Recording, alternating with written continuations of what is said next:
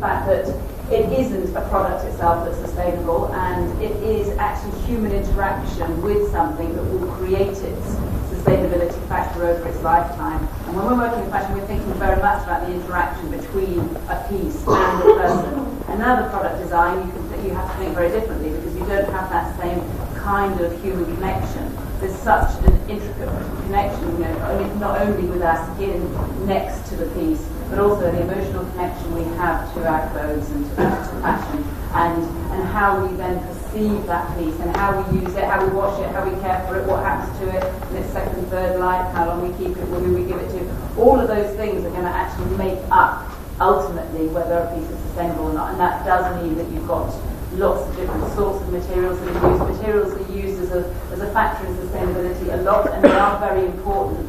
But certainly, particularly in fashion, it's not only the material itself, it's how it's used and how we interact with it. So I think that's important for me to say. And also for me to remind you as why, as designers, we've got a really critical role to play. Also, I think another reason why we've talked a little bit about impacts and how fashion has an impact, may not be as huge as some other areas, but it has a huge impact on how people feel. It has a huge impact on culture, and as designers, we both shape and respond to culture. So we've been talking about the importance of being relevant and doing things in a better way. But certainly, as designers, we really can actually start to shape how people feel, not only about fashion, but about other aspects of their lives. And as people, we also love to socialise. We actually want to connect with each other. And we're going to come on in a minute thinking about the sort of the factors behind what we design and what really is desirability. But as people, there's very few people who choose to live as hermits up mountains all by themselves.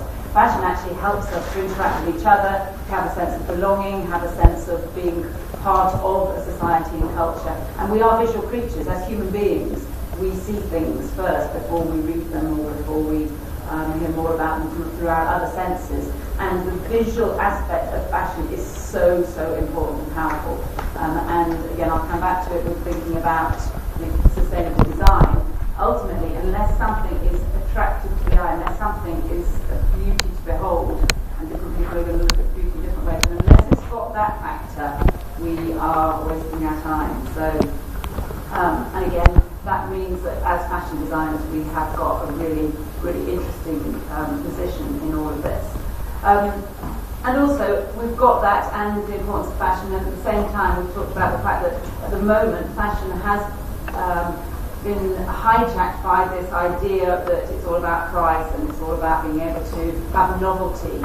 And a statistic that I end up using quite a lot because I still find it really hard to believe as a designer and as somebody who's spent hours painstakingly fitting different pieces, is that in this country, the average woman buys £10,000 worth of clothes in her lifetime that she'll never wear. She buys them, and she buys them because of the price tag, and they'll sit in her wardrobe. She'll end up chucking them or giving them to charity or whatever. And it's, for me as a designer, it's kind of how fulfilling can that be if you're designing something, making something, and you don't actually even get it out of the bag after you've got it home. So I think that is quite an important facet when we're thinking about what really we want from our fashion.